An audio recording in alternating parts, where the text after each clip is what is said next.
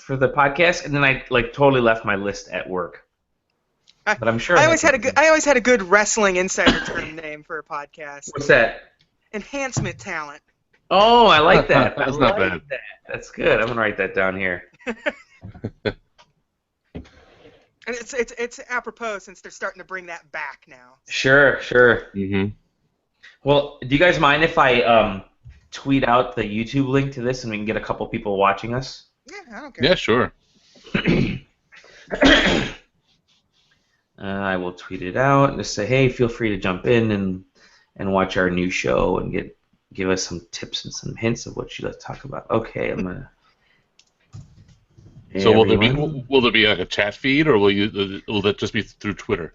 I've got to figure out how to set all that stuff up. Like I said, they're just switching over to YouTube and everything, but Right. we'll start with Twitter now, and then we'll just get into the. I know there is a chat feed that you can do, so. Okay. It's kind of set up like Twitch. In fact, I know a lot of people who record through Twitch as well, and that's also an option. We could just set it up through Twitch, and that kicks it out to YouTube automatically. Just let me grab a drink of water for a quick second. Yeah, it's fine. Yeah, I'll just be 30 seconds. I'm using my phone, so that's why. Oh, even better. How have you been?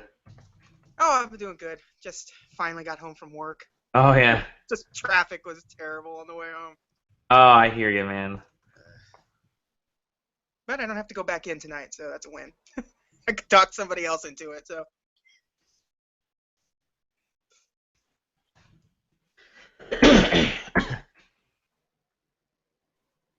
All right, the first tweet is out. Watch. Okay. Yeah, I wanted to get some water because I'm sipping on a Diet Dr. Pepper, and I'm realizing I don't want to be burping on the air. Yeah. It's a little fizzy, so I'll put that to the side.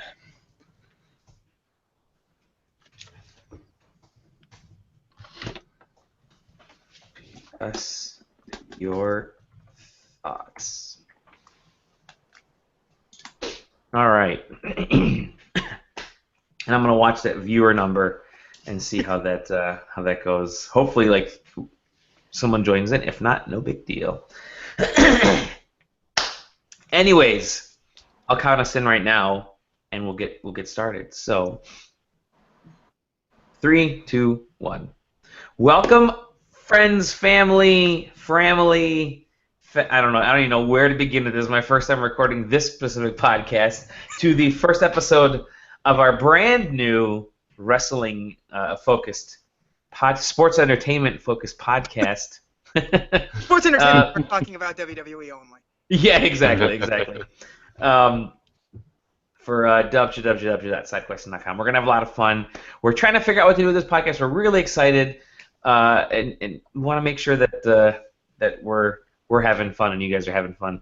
I'm Dolly Demovsky, and I'm joined by the wonderful John Kehoe. Hello there. I'm without a video camera at the moment, so pardon my giant blue face if that's what you're seeing on the screen while I talk. But yeah, I'm glad to be here. Glad to be talking about some wrestling, which I tweet about excessively. So get ready. Awesome. And JJ, how are you, my friend? I'm doing good. Doing great. Excited to be here. Yes. Get to talk about wrestling nonstop like I usually always do on Twitter, but. And so that was kind of where the podcast began. Is I would see whenever there's an event or Monday Night Raw or whatever or SmackDown, I would just see like the same group of people would be tweeting about wrestling, and that's how I was keeping up to date with wrestling and trying to understand and figuring out what kind of the major players are and stuff. And I thought, man, I started interacting a little bit with some of you guys, but then I thought I would love to like really chat with you about wrestling and see where maybe we could do a podcast. And we all agreed that it could be a pretty fun thing. So yeah. So here we are. I mean, it's organic. It's the simplest way to start a podcast is just hit record, and instead of tweeting it on a keyboard, just like actually speak it, which is tough. I don't know if I can speak as well as I tweet. I can edit myself when I'm tweeting at least. For sure. Be a lot of ums and Yeah, they'll end me coughing, and I'll try to mute myself from all the coughing. Like I was telling everybody, I just had ice cream, so my throat's gonna be frozen in some respect. But we've got a couple viewers. Hello, viewers. I have no idea who's watching us, but hi. So forgive my lighting. I've got to get better lighting in here. I'm still I have kind of like a really tiny office. It's not even an office. It's a unused bedroom that I've converted into a semi-office. So I've got like some posters in the background, and I have the original light that came with the room, which is that ugly, warm light with like that really nasty crystal enclosure, so it's diffusing everything horribly, and I look like a vampire. I look like I'm in the dark. well, I can't even turn the light on in this room anymore, or else You're super who bright knows though, what so that's wiring good. to do. You're like the most. I mean, I would say maybe John's the most lit up because he's just a blue ball, but this after John, I can see you much clearer than I can see myself. It's still the sun's still high up over here. So. That's true. That's true. You're over on that west coast. Yeah.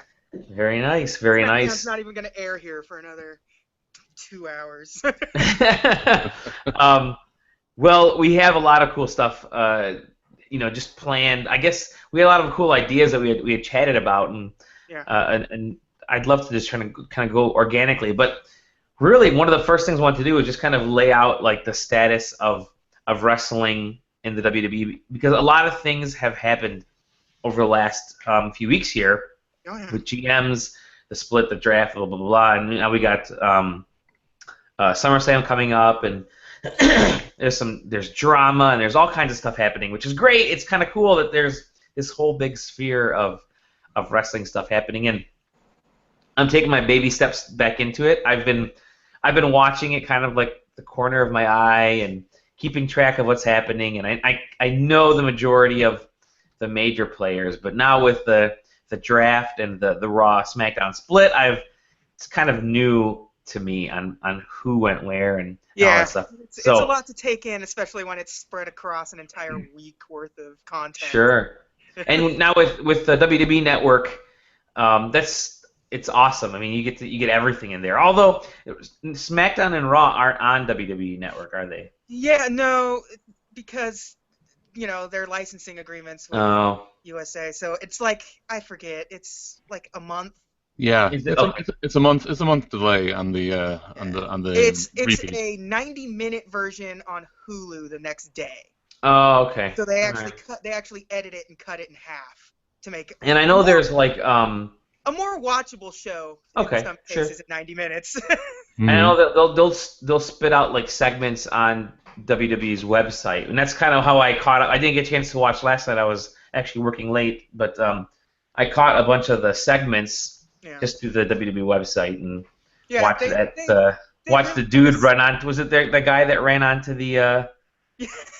fan. the fan. Yeah, fan. Yeah. In Seth Rollins' face last night. Yeah. He got arrested. He got arrested. Yeah. But Rollins did a great job incorporating that into the whole Demon King thing. Yeah. A guy in a hockey mask. Yeah.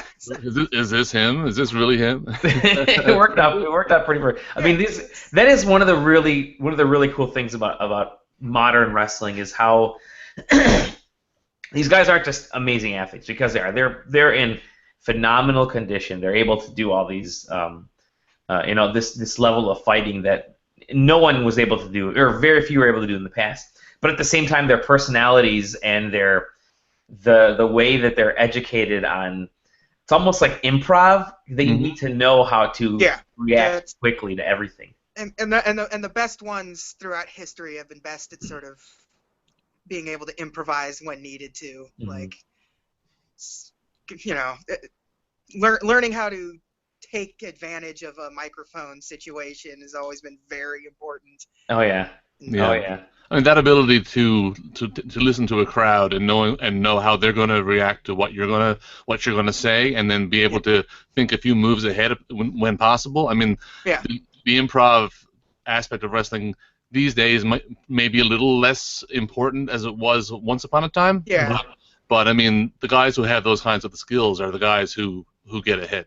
No, nobody remembers the heel that his whole shtick is just your sports team sucks and your women are ugly. That's, Hello, Dallas. Did I tell you Pittsburgh's better? Yeah, it's like, it's just cheap. It's being able to take advantage of taking advantage of what the crowd is throwing at you has always been the best for those characters in general. And you can one of the interesting things about WWE Network and what WWE is doing is you can watch some of the developmental stuff and really see those people filter to the top and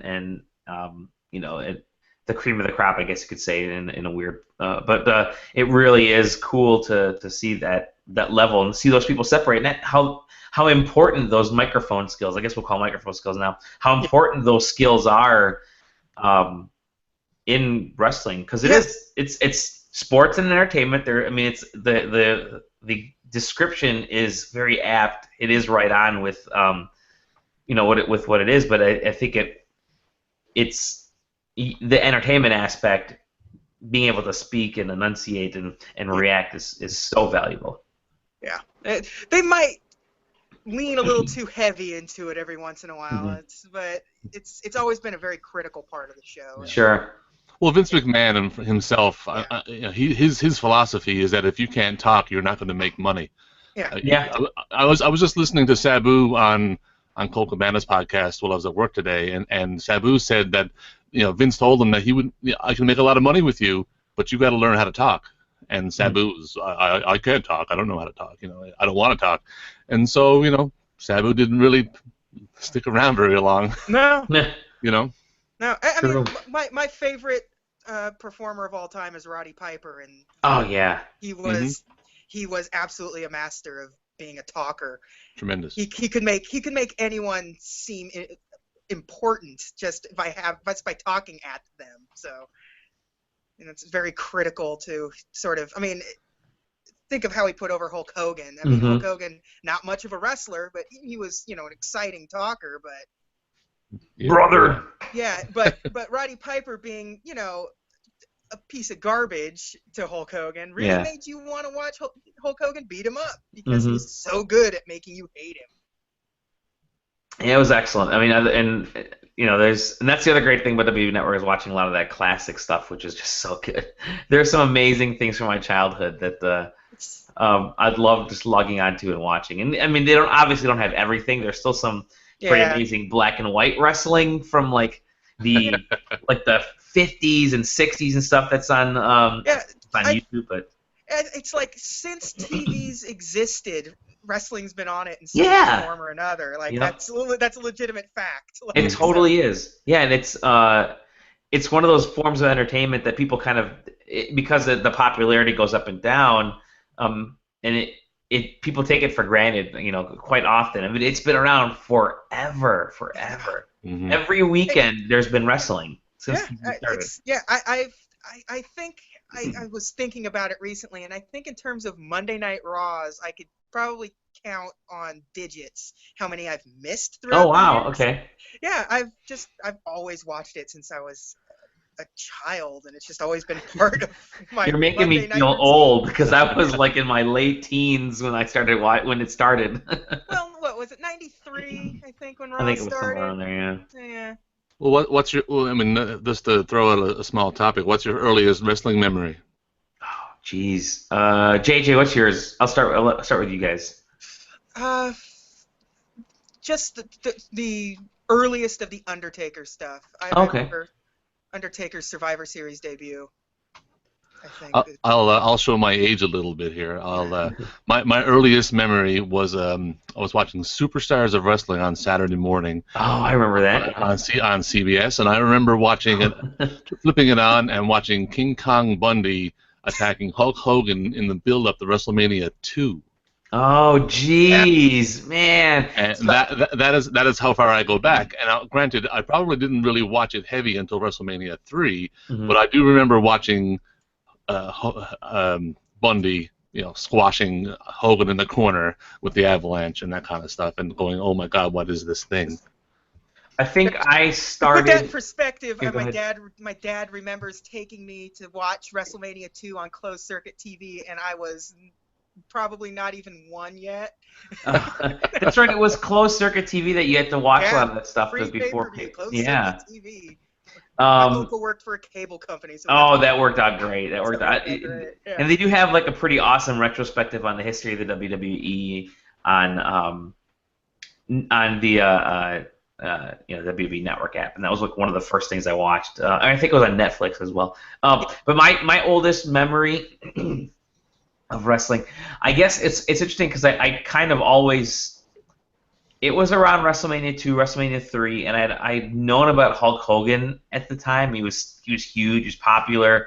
So I think it was just as he had started turning popular, and I had started watching that. I remember there was the Saturday morning cartoon that I was watching with Junkyard Dog and Ted DiBiase and Hulk Hogan and all those. The Rock and Wrestling era. Rock and Wrestling. Yeah. And then there was, I also remember just getting into WCW like towards the mid to late 80s, and it was on just exclusively on like TBS. TBS, yeah. Yep. Coming WCW. I'm sorry, it was NWA. It was NWA at that time. And I was watching those and thinking, oh, this is like the. I guess I'll watch it because I guess there's a guy named Sting on. He's like the only cool guy, but I'll watch it until the WWF actually comes back on later on in the day or something. So yeah. I do remember that era. Yeah, I remember like during the sort of that time frame, WCW was the one that I always sort of defaulted to. I think it's because my dad was more into it because those were the guys that he grew up with. Like it was where Ric Flair and Dusty Rhodes and all those guys were from. So those are the ones that I always sort of I was more into WCW for the longest time than WWF. Yeah, Canada is notoriously WWF country, and just because of that fact that it's not as wasn't WCW and the NWA just wasn't as accessible. I mean, there were places that had TBS, obviously, bigger centers and stuff. But I remember when I was growing up, I'd watch Superstars and Maple Leaf Wrestling and all these little offshoots of WWF stuff. Yep. And then, but I would go out to my grandmother's house. She lived, way outside town and on a different cable company package, and she had TBS where we didn't. Oh, okay. So when I go out there, oh boy, did I ever watch the Superstation. The Superstation. Superstation. And that's Four Horsemen. Totally, Four Horsemen. I mean, that's where I picked up on the Ric Flairs and Bobby Eatons and these kinds of guys that I thought were they caught my attention more than the big galoots. Though I did love Vader and those guys, but but it was it was great to go out there and watch something totally different than what I was watching at home. I think what I liked about WCW was you typically had more of the star versus star going up against each other, or NWA, whatever it was back in the late 80s, where in WWF at the time it was you'd be lucky to see Hogan on regular TV. Yeah. Right. You'd see Randy Savage every once in a while. You'd see Yeah, you're more likely to see Randy Savage than Hulk Hogan on TV. Exactly, and they would face off against like Luke Behringer or some random dude that you'd probably a jobber that you'd see once in a long while. Local talent number 12. Local talent number 12, yeah, exactly. Mm-hmm. Although one of the local talents that I always loved watching was the Brooklyn Brawler and his many incarnations. Just one of my favorite. I think he was from the Detroit area. I'd lived here in the Detroit area at some point in his life or his career, and so we kind of considered him a little bit of a local boy. Yeah, he made a heck of a career out of just losing. Just losing, yeah, exactly. But everyone knows who he is. Like. Yep. Yeah, that's totally true. It's like who do we need to lose this match? The Brooklyn. I still remember watching one match where the Brawler won, and people lost themselves. They're like, "Oh my God, the Brawler just beat Sid Justice or whoever he was going with at the time." They'll do that from time to time with people that do that, and it's always exciting, no matter what. Because you go into it. Anything can happen. Yeah, exactly. Anything can happen in wrestling. When the 1, 2, 3 Kid beat Razor Ramon, that was one. Yeah, that's right. The 1, 2, 3 Kid. Yeah. Oh gosh, those days. I remember he leapt all the way around the around the mat and around the ring, and then just finally was able to just had so many names going into that too. So it was like Lightning Kid and Just the Kid. And It's like it was a new name like every week they had for him. Yeah, but once he beat Razor Ramon, he just was 1, 2, 3 kid. Yep, yep. So what I kind of wanted to do first was just get, or now I guess the next step is just get a lay of the land of where the WWE's at right now. So can you guys explain to me this whole the Raw and the SmackDown split? Because I remember they've done this a few times, right? They've done the draft a couple times. Yeah, they've done drafts a few times. After they bought WCW, they ended up having a ton of wrestlers on the roster. Yeah. And it just when you have that many wrestlers, it makes sense to split them apart. Back then, it was more to just tour them separately, so you could be in more tons of wrestlers in more towns. Was it that? I don't think they're doing that with this thing. I think they're still commingled right now, except for the live shows. Oh, really? Okay. Obviously. Yeah. Yeah. Oh, so the pay-per-views are they kind of keeping that talent separate in the pay-per-views, or the big four are going to be both brands, but they are going to pay-per-views are going to be brand specific. So. Okay. Yeah, I think after SummerSlam, where there was a couple of matches that were already mixed, on the books, yeah. Already booked, yeah. Like the Orton Brock match is a mixed brand match. Okay. But that's been in stone for a while. But yeah, this brand split is. I think it's also a way to alleviate some of the pressure from having to produce 5 hours of weekly television. Yeah. With the same people, the same story over, week to week. Yeah, I mean, you were draining wrestlers just emotionally, just having them spend 5 hours across 2 days telling the same story. So. No, I can see. I mean, if anything, this helps the writers and the wrestlers to keep things fresh and original, and it'll even help some of the younger talent or less popular talent get some. Yeah, it's weird to see them, like, they have all this young talent, and then you get, like, I just got the alert a couple minutes ago saying that Kurt Hawkins returned on SmackDown tonight. Okay. All right. So, it's like, I mean, what are you going to do with Kurt Hawkins? He was there, he had a successful run in a tag team and stuff, and... Then didn't do a whole lot. Like, Kurt Hawkins is there to lose to the people that you're bringing in now or whatever. It's weird choices. The modern Brooklyn Brawler. Yeah, like Jinder Mahal back on Monday Night Raw. Like, it's cool that these guys have jobs with the big leagues again, but at the same time, they're not going to do anything with them. Yeah. Well, it kind of reminds me of what they're doing on NXT from time to time when they bring in a name from the past, like when they first brought Rhino in to kind of tussle with some of the up and comers. And, he wouldn't go over them in any significant degree. He'd beat a few low-level guys, get himself built up again, and then job to Samoa Joe. Yeah, it makes a lot of sense on NXT because these are guys that a lot of those guys are still cutting their teeth, and to have them go into a match against a seasoned veteran is really smart. Right, yeah, very smart. Yeah. Speaking of Rhino, he just ran for state representative here in Michigan, which is pretty funny. I saw that. I saw the picture of him in his little bow tie. He won, right? I think he won in the primaries. Yeah, okay. Primary, yeah. Gotcha. Hey, I'll vote for him. I don't know what platform he is. I don't care what party he is, but he's Rhino. And... I don't know. Wrestlers don't necessarily have a strong record when it comes to. Yep. Jesse Ventura, he was. Well, Arnold was a wrestler before he became, in a weird way, right?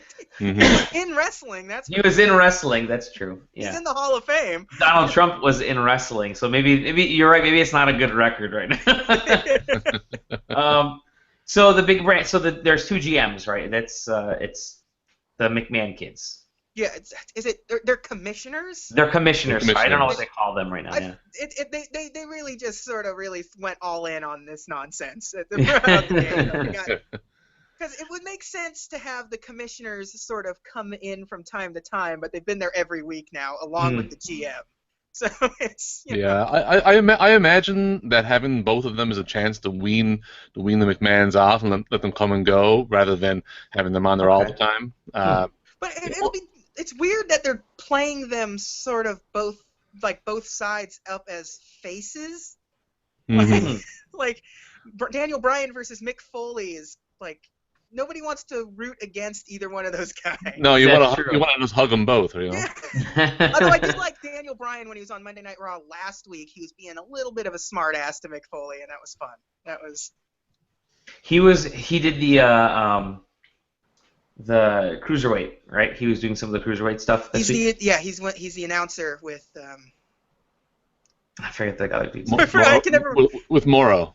Yeah. Oh yeah. Yeah, more. Yeah. Which I gotta say, you guys got me in watching the cruiserweight stuff. I mentioned on the pre-show, but man, that's a lot of fun because you're right, it's pure wrestling. It's just there's no the storylines are told in the ring, Mm-hmm. which is which is becoming a lost art these days. Yes.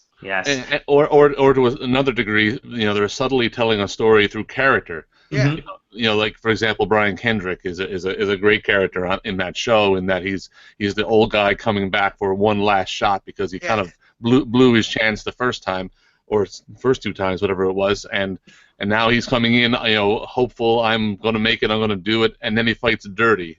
Yeah. More, you know, Yeah. a little more underhanded, and what's great, you know, in terms of the context of the show, is that Daniel Bryan, he and Daniel Bryan had their first matches against each other, Yes. you know, way back in the day. So Daniel Bryan he's my guy, he's my one of my best friends. I want him to win, and he's fighting dirty, and he's still cheering him on no matter what. He won't break it. He's like, oh, you Right. gotta do what you gotta do.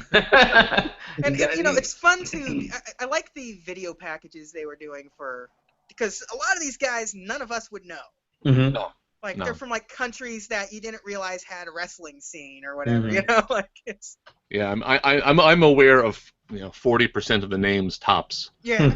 Yeah. Well, I think it's a terrific idea. It's a great concept just to have this tournament where you get to see a couple matches each night or each week, and you get to It's start leading cheering. into something, which is Mhm. good. I mean, they are bringing back the division for Monday Night Raw. Yeah. So you know, not every one of those guys is going to make it, but at least Mm-hmm. you have a good idea of who could be. And who's competitive and who people are really digging, and then you start to build up some rivalries that way, you know, in a way, some Yeah, on-screen very stuff. natural way of sort of establishing what to expect when it finally hits Monday Night Raw. Yep. Yeah, Yep. I think it's great from a like a social media sense, because Mhm. they can track what people are saying about who, and you know, they've got 32 guys that they can look at and say, well, who do we, like you said, who can we, you know, pick from this litter, really? I mean, assuming that they all want a job in the big leagues, Yeah. you know, who's good and who's not, and you know, so it ends up being a little bit of a you know, exaggerated tryout, I suppose, in a Mhm. sense, but it's, you know, but it's great, you know, it's cheap to produce, it's on their own network, it's nowhere else, it's in full sale, they're making it, you know, the only thing they really did was just change up the set, and Yeah. way to go, you know, it's a great way to take a look at talent and make some money off it. I'll be interested to see where they because it's been such a successful concept that they've got to expand it into something else after this is done. Yeah, I was gonna say the same thing, right? Like some sort of like a women's tournament or something. That could be cool. That could be a lot of fun, and get you know, even more exposure for some of the great female talent on in the WWE. Yeah, I've always been. It's funny because a tournament like this is something that people have wanted out of boxing, and boxing won't do because there's so many like federations and different disciplines, and of course the weight classes are even measured differently in all the different setups in boxing, and they're doing it fantastically in the WWE, and I enjoyed it. I thought it was. I mean, I've been glued to it, and I've kind of got some folks that I'm more or less leaning towards, and just kind of, you know, ingesting some of this stuff. So it's really cool, and and I'm you glad have you guys like turned me onto it. and you have like Triple H, who's sort of he's more willing to talk to other companies and stuff. Like, you know, a lot like some of the qualifying rounds happened out of like Evolve, and like other leagues and stuff. Like, you know, it's cool to see them sort of working closely with other companies to try to increase exposure for themselves and, you know, other talents too. So it's kind of cool that way.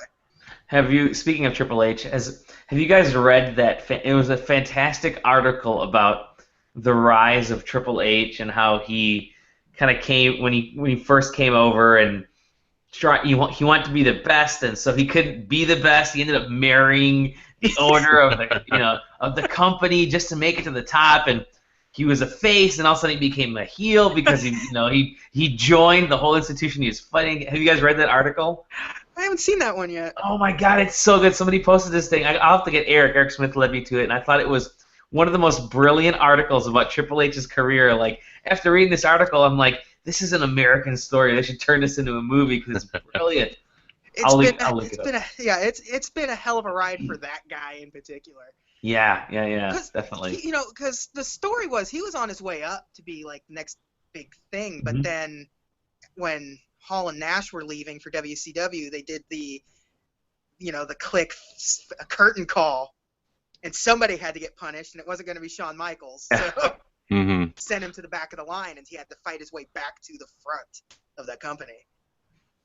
The curtain call was where they all stood in the ring and bowed to the crowd, breaking character completely. Yeah. Some of them were good guys, some of them were feuding with each other, and then they all got up and they just, as a farewell to Hall and Nash, who were going to another company. Yeah, to acknowledge, not only to acknowledge that you're friends in real life, but to also acknowledge that these guys aren't going to be here tomorrow was a big no-no. Big no-no at the time.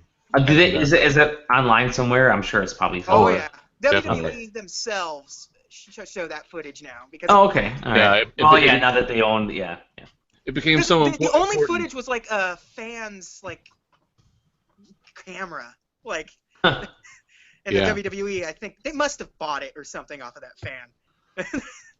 I'll look at it. I'll look for it for now. Totally. I mean, if you look at anything on the Click on the network, it'll inevitably be there. Okay. I think there is a Click retrospect that they put up on the network at some point. I'm writing this down of things to do. It's funny. It's like you guys are giving me all this material now that I'm going to be. It's like homework. It was funny because when you first mentioned you got to watch this. I'm like, okay, here's my homework: is watch this and take notes on this and sit in front of my TV and watch their mechanics. Watch Backlash 1999 to see that.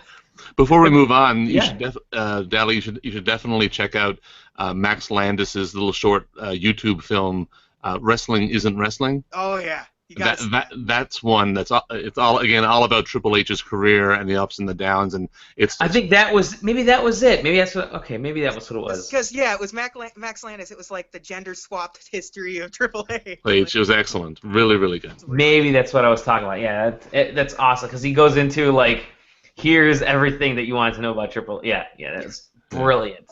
Oh, terrific. Excellent stuff. Okay, so we're about 9:50 right now. We're recording on a beautiful Tuesday night, a hot Tuesday night around the world. The U.S. is basically baking. I don't know what it's like up in Canada, but we're baking over here. So can you, there you go. Eric just tweeted, "Wrestling isn't wrestling." Yeah, that is it. Tell me a little about the talent split now that's between Raw and SmackDown, because I'm really kind of interested to see, because some of these, from what I've been told, the actual draft was a surprise to some of the actual talent had no idea what was going to happen, right?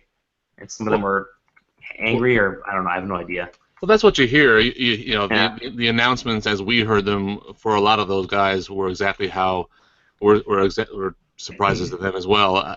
And certainly when they show clips of the NXT guys and when people were getting drafted from NXT, I usually can pick out an actor from someone who's reacting, legitimately, and they actually seem pretty surprised at that, like Nia Jax going to Raw and Finn being picked at number 5 or whatever he was was a legitimate surprise to them. It's like nobody was surprised that Finn got picked, but picked almost right off the bat was kind of a surprise for a lot of people. Yeah, definitely. And so in terms of Mojo Rawley being picked at all was sort of a surprise to a lot of people. Over Nakamura, definitely a surprise. You've got Samoa, you've got their NXT champion, and nobody picked him. Picked him. But as far as the actual list of people on both rosters, Raw probably did get the better slate of people, bigger names. And that's the big show, right? That's their prime. Yeah, it's their flagship. It always has been. Totally, and they talk about they want them to be equal, they want them to compete and stuff. But SmackDown did get a it's not a terrible roster, but it's certainly not star-studded as it is on Raw. It's a roster that they really have to groom. Yeah, and Because like the fans in recent years, like one of their big feud right now was with Dolph Ziggler. And the fans have been sort of sick of how the company has sort of treated Dolph Ziggler, and in turn, people are turning on Dolph Ziggler. Like, yeah, we got sick of watching Dolph Ziggler do his Dolph Ziggler thing for so long that when all of a sudden that he's just the number one contender because it's the draft pick, and who else is going to be the number one contender out of this? Like, and it feels that way. It feels like they're sort of trying. They have to buy some time until they start grooming up some of these other people. So is there a lot of talent that's been leaving, like retirement, and obviously with some of the injuries and things like that? Has there been a big turnover in talent over the last year or so? Because it seems to me, like just from someone who's making their way back in, that there are a lot of new names popping up right now. It's not so much a lot of the new talent is sort of talent that's been there for a while. Okay. Yeah. But now that you've got guys like John Cena is almost not there anymore. Like, sure, he's there, but the focus has been sort of pulled away from him because his time is really wrapping up. I mean, he's still once you transcend wrestling and become an internet meme, I think your time is fully up. Yeah. So it's a lot of guys being able to. I mean, you lost guys like CM Punk and Triple H is a part-timer. Brock Lesnar is a part-timer. Undertaker's a part-timer. Kane is a part-timer for the most part. Like these names that you've seen forever are still there, but you don't see Big Show and Mark Henry as much as you used to. Sure. Yeah, a lot of that is just age and injury and physical capability. Sure. Yeah, I mean there was a little bit of a fat trimming there a couple of months ago when Damien Sandow and a couple of other people were let go. But I mean they weren't people who were doing a whole lot either. It wasn't. I think out of all of that, the Damien Sandow release sort of, I wouldn't say surprised people the most, but kind of disappointed people the most. Yeah. Because he was a guy that really, the fans really loved him. His original character I really liked. I did too, That arrogant jerk uses big words and talks down to the crowd, really works. He holds his microphone like it's a wine glass, Yeah. He just made his debut on TNA. Okay. He did, yeah. But as far as a lot of new names, you're totally right. I mean, they've been calling up a lot of NXT people, and it's actually quite a credit to that program in that guys like Enzo and Cass are like ready-made superstars. I mean, they came out to a huge response and ovation, and Enzo and Cass are like starting Raw, the first segment of Raw every week now, which is huge. And Finn Balor is another one, and you've got some of those people Alpha some of those people that were huge on NXT or even moderately big on NXT don't always make the successful leap. Adam Rose. Yeah. He was like, when it was in the small, contained sort of environment that is, Florida down for NXT, his entrance really worked well, and it could really wind up a crowd. But when you make it a big arena production, it kind of takes away some of that too. Like, I think they would owe a lot of the popularity of some of these younger wrestlers to just WWE Network promoting NXT and all of that. Because I remember when the Miz, when he got into WWE right after he got out of Real World and WWE did basically So You Want to Be a Wrestler show on was it MTV or USA? I can't remember which one. And he entered, and he ended up winning, and they did that show a couple more times. And when he came into the WWE, he didn't come in as a wrestler. Yeah, right, exactly. Yeah. He came in as a former reality star. Yeah. He came in as so it was real fun. I mean, say what you want about the Miz, but he really made everything that was given to him work. Sure. Really well. Yeah, he works hard. I mean, he main evented a WrestleMania. Like, it's that's crazy. It's crazy. a WrestleMania that had the Rock involved in it at some point. Like, it's a major WrestleMania main event. Mm-hmm. Like, And it's yes, it's sort of a forgotten event, but it was big at the time. yeah. And so I mean, like I said, I think just that having their network is helping. And I remember when they announced it, and I thought, great, what are they gonna? Because I was actually at CES the year that they announced WWE Network, and me and Ben, who actually one of the other writers from SideQuesting, another wrestler. Actually, Ben would be great to have on the show because he used to do backyard wrestling back in the day. So we'll get some stories from him. But I remember when they announced it, and I thought, what can they have that, there's only so much wrestling that you can handle. Yeah, they'll have all the stuff from, the past, but who's going to want to rewatch all that stuff? It turns out a lot of people want to rewatch a lot of those excellent old pay-per-views and old shows, and the NXT stuff, the podcasts, the other shows that are on there. They've had a couple of exclusive events. Yes, yeah, things have turned out really well for WWE. Like the Jap. Nope, you're breaking up a little bit, JJ. John, are you still there at least? Oh, I'm still here, yeah. Yeah, JJ, you're breaking up just a little bit. It's probably the storms or the heat or something coming through. It may be the WWE is tapping into our network here. But yeah, the other shows. You were mentioning some of the other stuff that was taking place. But can you hear me at all now? Yes. Okay. Yeah. Anyways, yeah. All I was saying was NXT. I mean, it existed before the network, but to give it a national, because I think you can only watch it in Florida at the time. Okay. There was a version on YouTube, and I think there was, or Hulu, sorry. Yeah, that's right. I mean, that's because that's where Seth Rollins and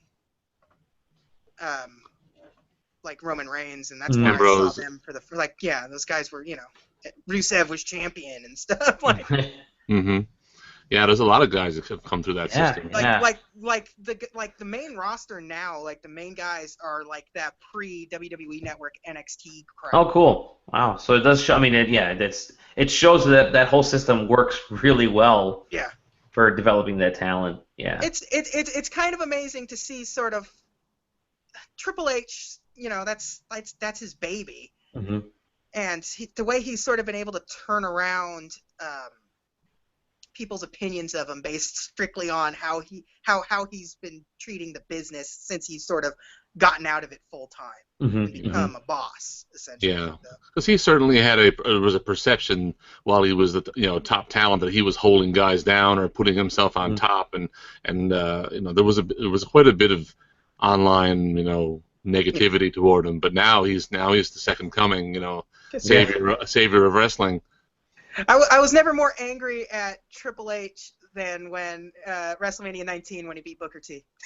Yeah, that was the whole bad set of things that they kind of turned racist at a point. And then he wins.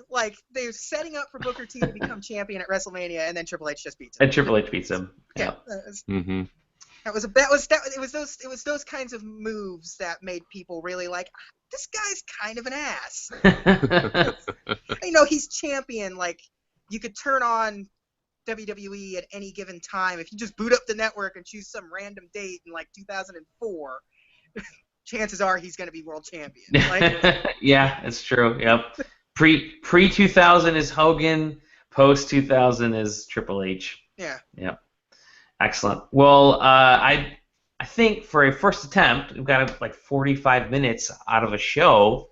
Yeah. Just kind of explaining the lay of the land, and hopefully that the listeners and the viewers who watched enjoyed our little chat so far. We have a bunch of cool ideas. I know JJ had some interesting stuff that he wanted to try out that we might get into going forward. I know there's a lot of cool things we could talk about wrestling-wise that aren't just the breaking news. There's also a lot of cool history stuff. There's a lot of whole culture that I would definitely get into that. So make sure to learn all the lingo, all the carny speak, and that's a whole episode right there. I'm gonna have to that's my homework for next week is to come in and know enough of it. But if you have any comments, any thoughts, any ideas, if you like this first show, feel free to let us know. You can tweet at me at Dolly Domofsky.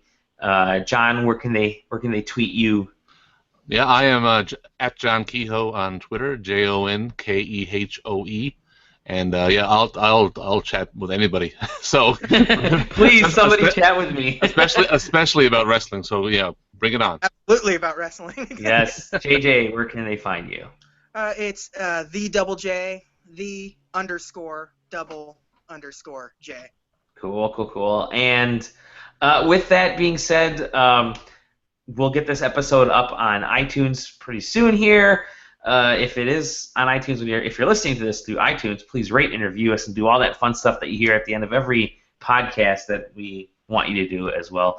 Yes, I need positive reinforcement. Yes, did we do an okay job, Dad? I can do. Let us know what you thought, and feel free to tweet at us, send us your comments, ideas.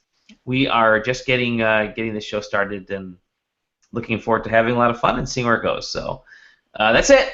Thank you, everybody. We'll see you guys and gals and kids and everybody and animals, pets. Maybe there's some pets listening.